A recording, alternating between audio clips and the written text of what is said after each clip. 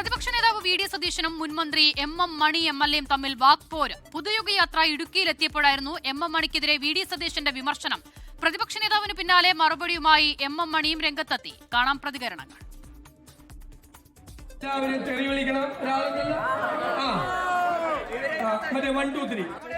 എന്താ പറയുന്നത്? വോട്ടർമാരോട് കൊള്ളരുതാത്തവന്മാര് ഞങ്ങളുടെ കാശും മേടിച്ച് പുട്ടടിച്ച് UDF വോട്ട് ചെയ്തു.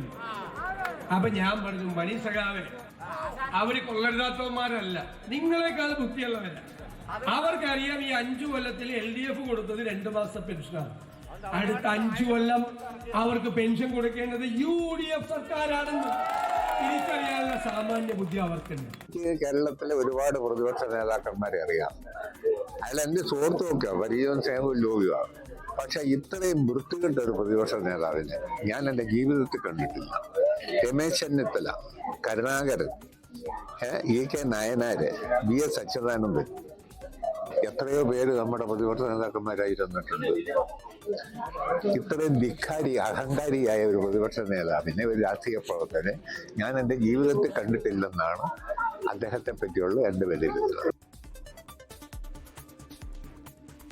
രാഹുൽ വിജയൻ ഇടുക്കിയിൽ നിന്നും വിവരങ്ങൾ നൽകാൻ ചേരുകയാണ്. രാഹുൽ, വ്യക്തിപരമായ പരാമർശങ്ങളിലേക്ക് കടന്നാണ് ഇരു നേതാക്കളുടെയും പ്രതികരണം. പ്രതിപക്ഷ നേതാവ് വി ഡി സതീശനാണ് ആദ്യം ഒരു പരാമർശം നടത്തുന്നത് എം എം മണിക്കെതിരെ. എന്തായിരുന്നു ഇതിന്റെ പശ്ചാത്തലം?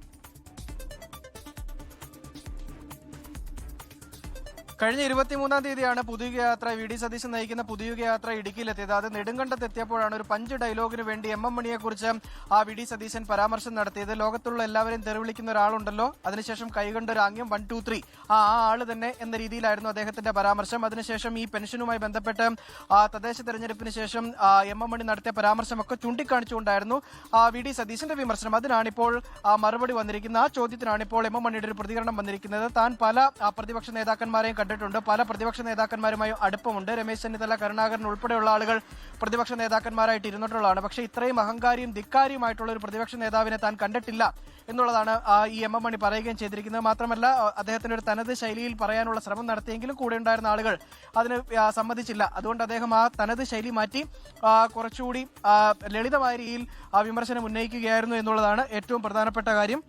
എന്തായാലും രണ്ടുപേരും അങ്ങോട്ടും ഇങ്ങോട്ടും പറഞ്ഞിട്ടുണ്ട് എന്നുള്ളതാണ് ഈ പ്രതികരണത്തിൽ നിന്ന് മനസ്സിലാക്കാൻ കഴിയുന്നത്. ലോകത്തെവിടെയായാലും ഏത് സമയത്തും 24 വാർത്തകളും ഓഗ്മെന്റഡ് റിയാലിറ്റി പാക്കേജുകളും എക്സ്പ്ലെയിനറുകളും വിശദമായി കാണാൻ ഞങ്ങളുടെ YouTube ചാനൽ നിങ്ങൾക്ക് സബ്സ്ക്രൈബ് ചെയ്യാം.